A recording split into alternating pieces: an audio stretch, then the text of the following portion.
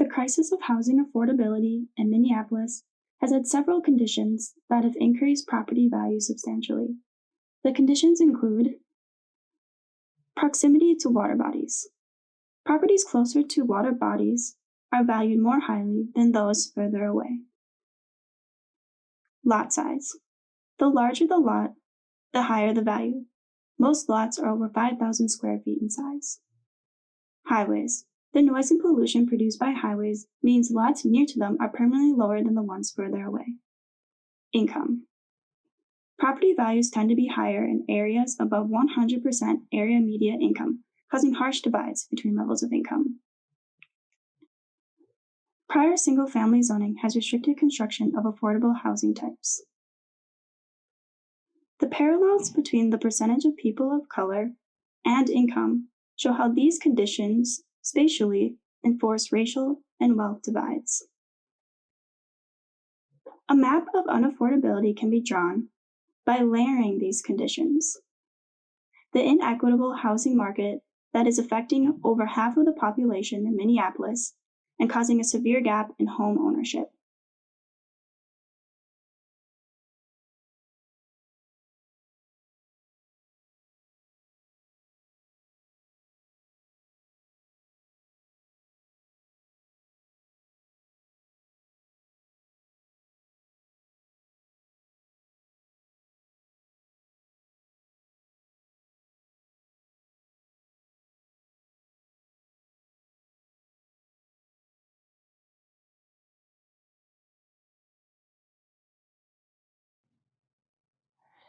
Each parcel has equity with the potential to grow with time.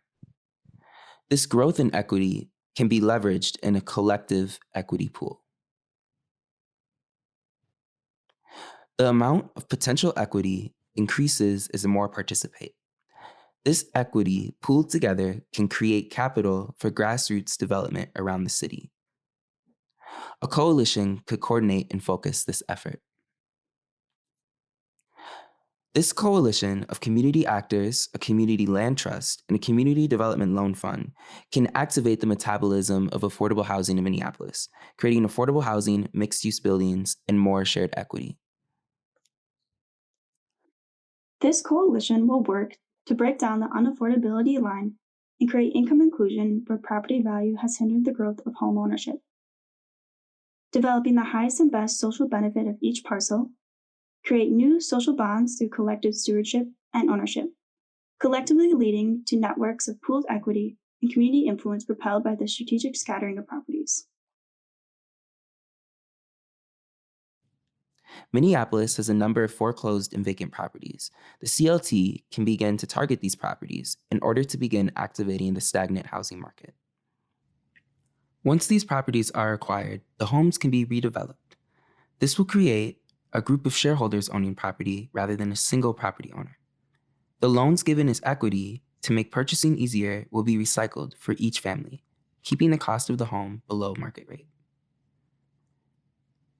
Homeowners of the CLT properties can pool their equity together to buy and redevelop new land, employing a bottom-up practice of development. New properties will be acquired and clustered within a 1-mile radius. The properties will be scattered within this radius and pool their equity to gain more property, especially in areas of higher income. These developments will be focused along the unaffordability line, softening the harsh boundaries of unaffordability for people making 60% AMI or below, creating communities of diverse income across Minneapolis. The coalition can reimagine land use to maximize single parcels' highest and best social use, working with architects to develop new mixed-use housing typologies.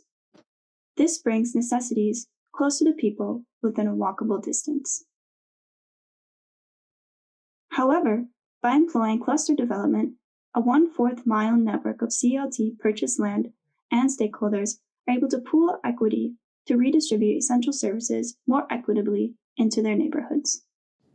As more property is acquired, pocket neighborhoods can start to form.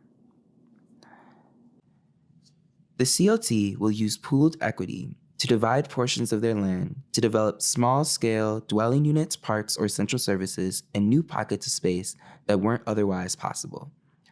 This employs a more efficient land use, increasing density and decreasing cost of living. As more networks form between parcels, they can begin to create market alleys. As development continues, people will find new mixed uses for the garages in their back alleys within these new walkable communities. People can rent them, and they can be used as businesses or housing. Soon others will see how profitable they are and join in this collective pooling of equity. This will cause market alleys where community commerce is now taking place. Alleys can become new pedestrian streets, providing needed services and businesses within a walkable distance from where people live.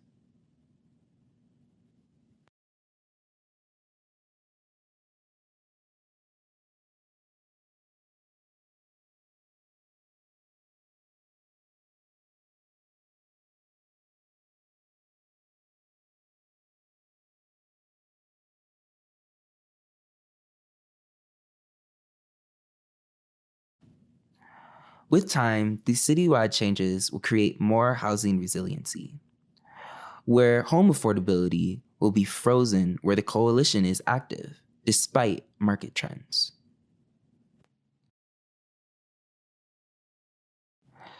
This is not simply a CLT gathering property wherever possible, but a coalition, pooling equity together to break down the line of unaffordability in Minneapolis, creating a new wave of affordable housing, diversifying neighborhoods, developing the highest and best social use of each parcel, equitably distributing social services, and building a new sense of belonging on shared stewardship.